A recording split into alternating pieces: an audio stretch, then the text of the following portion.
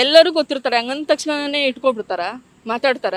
ಈಗ ಇಟ್ಕೊಂಡಿದ್ದೀನಿ ಅಂತ ಜೊತೆಗಿರೋದಿದೆಯಾ ಅಲ್ವಾ? ನಾನು ಅವರು ಜೊತೆಗೆ ಇದ್ದಿದ್ನ ಇವ್ನು ಡೈರೆಕ್ಟಾಗಿ ಬಂದು ನೋಡಿದ್ರೆ ಅದನ್ನ ಹೇಳ್ತಾರೆ, ಅದಿದೆಯಾ ಅವನ ಹತ್ರ.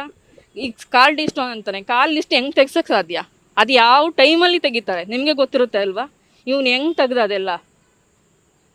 ಇವನು ಇದೆ, ನಾನು ಹೇಳಿದೆ ಅಲ್ಲ, ಒಂದು ಹುಡುಗಿ ಇಟ್ಕೊಂಡು ಇವನು ನನಗೆ ಅವಳಿಗೂ ಮದುವೆ ಆಗಿದೆ, ಇವನ ಥರ ಒಂದು ಹೆಣ್ಣಿನ ಜೀವನ ಹಾಳು ಮಾಡೋಕ್ಕೆ ನನಗೆ ಇಷ್ಟ ಇಲ್ಲ. ಅವಳಿಗೂ ಮದುವೆ ಆಗಿದೆ, ಅವ್ಳು ತೆಗಿಸಿ ಅವನದೇ ಡೀಟೇಲ್ಸ್ ತೆಗಿಸಿ ಅವನೇನೆಲ್ಲ ಹುಡುಗಿರ ಜೊತೆ ಮಾಡ್ತಿದ್ದ ಪ್ರತಿಯೊಂದು ಇದೆ.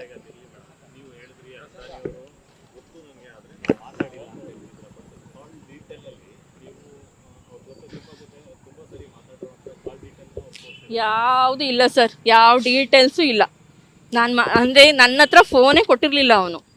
ನೀನು ನನ್ನ ಫೋನಲ್ಲೇ ಮಾತಾಡಬೇಕು ನಿನ್ನ ಮನೆಗೆ ಅಂತೇಳಿ ಅವನ ಫೋನಲ್ಲಿ ವಿತ್ ರೆಕಾರ್ಡು. ಅವ್ನ ಮನೇಲಿ ಏನೇ ಹಿಂಸೆ ಕೊಟ್ಟರು ನಾನು ನನ್ನ ಮನೆಗೆ ಹೇಳಂಗಿಲ್ಲ. ಅವ್ನು ಕೊಟ್ಟರು ನಾನು ಹೇಳ್ಕೊಂಡಿಲ್ಲ, ಯಾಕೆಂದರೆ ನಾನು ನೋಡಿ ಮದುವೆ ಮಾಡ್ಕೊಂಡಿದ್ದು, ನಾನು ತೋರಿಸಿದ್ದಕ್ಕೆ ಅವ್ರು ಮಾಡಿದ್ದು.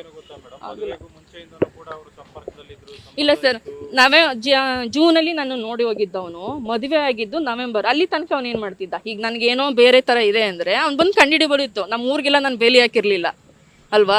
ನಮ್ಮೂರವ್ರು ಇಬ್ಬರು ಮದುವೆ ಆಗಿದ್ದಾರೆ, ಅವ್ರ ಊರಿಗೇನೇನೆ ಅವ್ರು ಕೇಳ್ಬೋದಿತ್ತು ಆ ಹುಡುಗಿಗೆ ಅಂತ. ನಾವು ಬಲವಂತ ಮಾಡ್ಕೊಂಡಿಲ್ಲ. ಇವ್ನು ಕುಡಿತಾನೆ ಇಲ್ವಾ ಅಂತ ಅವ್ನು ಕೇಳಿದೆ. ಇನ್ನೊಂದ್ಸರಿಗೆ ಏನೋ ಯಾವಾಗಲೂ ಅವನೇ ಫೋನ್ ಮಾಡಿ ಒಂಥರ ಕುಡ್ದೋರ್ ಥರ ಮಾತಾಡ್ದ. ಅವ್ರ ಅಮ್ಮನಿಗೆ ಹೇಳಿದೆ, ನಿಮ್ಮ ಮಗ ಕುಡಿತಾನೆ ಅನ್ಸುತ್ತೆ, ನಾನು ಒಪ್ಕೊಳ್ಳಲ್ಲ, ಇನ್ನೂ ಎಂಗೇಜ್ಮೆಂಟ್ ಆಗಿಲ್ಲ ಏನಿಲ್ಲ, ನೋಡೋಗಿದ್ರು. ಇಲ್ಲ ನನಗೆ ಬೇಡ ಅಮ್ಮ ಅಂದಿದ್ದಕ್ಕೆ ರಾತ್ರಿ ಬಂದ್ಬಿಟ್ಲು. ಇಲ್ಲ ನನ್ನ ಮಗ ಸುಮ್ಮನೆ ಎಲ್ಲೋ ತಮಾಷೆ ಮಾಡಿರ್ಬೇಕು, ಅವ್ನಿಗೆ ಯಾವುದೇ ಚಟಗಳಿಲ್ಲ ಅಂತ. 108 ಚಟಗಳಿದೆ ಅವನಿಗೆ. ಈ ಸೊಪ್ಪು ಥರ ಸಿಗುತ್ತೆ ಗೊತ್ತಾ, ಅದು ನನಗೆ ಗೊತ್ತಿಲ್ಲ ಏನು ಅಂತ. ಅವ್ನ ಪ್ಯಾಂಟ್ ಜೋಬಲ್ಲಿ ಯಾವಾಗಲೂ ಅದಕ್ಕೆ ಏನೋ ಒಂದು ಪೆಟ್ನ ಇಟ್ಕೊಂಡಿದ್ದಾರೆ ಅವ್ರ ಹುಡುಗರು. ಫೋನ್ ಮಾಡೋ ತಕ್ಷಣ ಹೋಗೋನು, 3 ದಿನ 4 ದಿನ ಬರ್ತಿರ್ಲಿಲ್ಲ. ಈ ಜಾಸ್ತಿ ಅವನು ಶ್ರೀರಾಮ್ಪುರದಲ್ಲಿ ಇರೋನು. ಪ್ರತಿ ಸರಿನೂ ನನ್ನ ಹತ್ರ ಬಂದು ಹೇಳೋದು, ನೀನೇನು ಜಾಸ್ತಿ ಮಾಡಿದ್ರೆ ನಾನು ರೋಡಿ ಕಡೆ ಇರೋನು, ನನಗೇನು ಪೊಲೀಸ್ ಸ್ಟೇಷನ್ ಹೊಸದಲ್ವೇ ಇಲ್ಲ, ಮಾವನ ಮನೆ ಇದ್ದಂಗೆ, ಹೋಗು. ನನಗೆ ಇನ್ನೆಲ್ಲಿಗೆ ಹೋಗ್ಬೇಕು? ಈಗ ಸ್ಟೇಷನ್ಗೆ ಹೋದ್ರೆ ಏನಂತಾರೆ, ನಿಮ್ಗೆ ಇಷ್ಟ ಇಲ್ವಾ, ಕೋರ್ಟ್ಗೆ ಹೋಗಿ ಡ್ರೈವರ್ಸ್ ತೊಗೊಳ್ಳಿ ಅಂತಾರೆ. ಈ ಕೋರ್ಟ್ಗೆ ಹಾಕಿದ್ದವನು ಅವನು ಅಂದಮೇಲೆ ಬಂದು ತೊಗೋಬೇಕಲ್ವಾ? ಅದಕ್ಕೆ ನಿಮ್ಮ ಮೂಲಕ ಹೇಳ್ತಾ ಇದ್ದೀನಿ, ಈ ಸೆಕೆಂಡೇ ಬರಲಿ ಅವನು.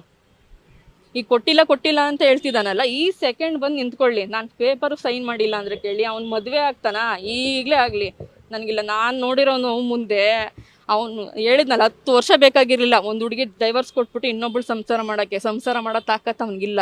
ಒಂದು ಮಗು ಸಾಕೋ ತಾಕತ್ತಿಲ್ಲ. ಡಿವೋರ್ಸ್ ನಡೀತಾ ಇದೆ. ಇವ್ನು ಬರದೇ ಇರೋದ್ರಿಂದ ಅದು ಹಾಗೇ ಇದೆ. ಇವ್ನು ಬರ್ತಾನೆ ಬರಲ್ಲ, ಅದು ಹೇಳಿಲ್ವಾ, ಮಗು ಬೇಕು ಅಂತ ಬರ್ತಾನೆ. ಆ ಮಗುಗೆ ಏನಾದರೂ ಮೇಂಟೆನೆನ್ಸ್ ಕಟ್ಕೊಡು, ಫೀಸ್ ಕಟ್ಕೊಡು ಅಂದಾಗ ನಾನೆಲ್ಲಿ ತಂದ್ಕೊಡ್ಲಿಲ್ಲ ಅಂದಮೇಲೆ ಏನಕ್ಕೆ ಬೇಕು ಮಗು? ಈಗ ಕೇಳ್ತಿದ್ದಾನಲ್ವ ನಿಮ್ಮ ಎದುರಿಗೆಲ್ಲ, ನನ್ನ ಮಗುನೂ ಬರ್ತೀನಿ, ಏನು ಮಾಡಿದ್ದಾನೆ ಕೇಳಿ. ಏನು ಮಾಡಲಿಲ್ಲ ಅಂದರೆ ಈಗ ಕೋರ್ಟ್ ಪ್ರಕಾರ ಹೋಗೋಣ ಸರ್. ಈಗ ಅವನು, ನಾನು ಹೇಳ್ತಿದ್ದೀನಲ್ಲ ಸರ್, ಅವನು ಫಸ್ಟು ಯೂಟ್ಯೂಬಲ್ಲಿ ಬಂದಾಗ್ಲೂ ನಾನು ಆಚೆ ಬಂದಿಲ್ಲ. ಕಾರಣ ನನ್ನ ಮಗ. ಅವನೇನೆಲ್ಲ ಬಿಟ್ಟು ನಿಂತಿದ್ದಾನೆ. ನನಗೆ ನನ್ನ ಮಗನ ಜವಾಬ್ದಾರಿ ಇದೆ. ನಾಳೆ ನನ್ನ ಮಗನ ಮನ್ಸಿಗೆ ಹಾಳಾಗುತ್ತೆ ಅಥವಾ ಅವನು ಪರಿಣಾಮ ಬೀರುತ್ತಿದ್ರಿಂದ ಅಂತಾಗಿ ಒಳಗಡೆ ಇದ್ನ ಹೊರತು ಇವ್ನಿಗೆ ಎದ್ರಕೊಂಡು ಹೋಗಿಲ್ಲ. ಇವನು ಎಷ್ಟೇ ಮರ್ಯಾದೆ ತಗೋಬೋದು, ಇದರಿಂದ ನನಗೆ ಮರ್ಯಾದೆ ಹೋಗಿಲ್ಲ. ಯಾವತ್ತೂ ಗೊತ್ತಾ ನನಗೆ ಮರ್ಯಾದೆ ಹೋಗೋದು? ನಾನು ಎತ್ತು ಮಗ, ನೀನು ಸರಿಯಿಲ್ಲ ಅಮ್ಮ ಅಂತಾನಲ್ಲ, ಆವತ್ತು ನನಗೆ ಹೇಳಲಿ. ಇವನು ಅಲ್ಲ, ಸಾಕೋಕ್ಕಾಗದೆ ಯೋಗ್ಯತೆ ಇಲ್ದೇ ರೋಡಲ್ಲಿ ಬಿಟ್ಟೋದವನೇ ಹಿಂಗೆ ಆಡ್ತಿರ್ಬೇಕಾದ್ರೆ ಮರ್ಯಾದೆಯಿಂದ ನನ್ನ ಮಗನ ಸಾಕ್ತಾ ಇದ್ದೀನಿ. 13 ವರ್ಷ ಬೆಳೆಸಿದ್ದೀನಿ. ಈಗ 13 ವರ್ಷ ಒಂದು ಮಗುದು ಒಂದು ಸ್ಕೂಲ್ ಫೀಸ್ ಆಗಲಿ ಎಷ್ಟು ಖರ್ಚಿರುತ್ತೆ ಒಂದು ವರ್ಷಕ್ಕೆ ನೋಡ್ಕೊಂಡು ಹೋಗ್ತಿದ್ದೀನಿ. ಅವನು ಒಂದು ಪೆನ್ಸಿಲ್ ಇದಿಲ್ಲ.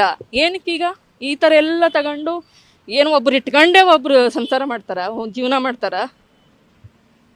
ಮರ್ಯಾದೆ ತೆಗಿಬೇಕು ಅಂದ್ರೆ ಈ ಥರ ತೆಗೆದು ಬದುಕಬೇಡಿ. ನಾನು ಯಾರಿಗೂ ಹೇಳ್ತಿದ್ದೀನಿ, ಎಲ್ಲ ಗಂಡು ಮಕ್ಕಳೇ ಆಗಲಿ ಯಾರೇ ಆಗಲಿ, ನಿಮಗೆ ಸಾಕೋ ತಾಕತ್ತಿದ್ರೆ ಮಾತ್ರ ಮದುವೆ ಮಾಡ್ಕೊಳ್ಳಿ. ಹಿಂಗೆ ಕಂಡವ್ರು ಹೆಣ್ಮಕ್ಳು ಸಿಕ್ಕಿದ್ರು ಅಂತ ಬೇಕಾದಾಗ ಯೂಸ್ ಮಾಡ್ಕೊಂಡು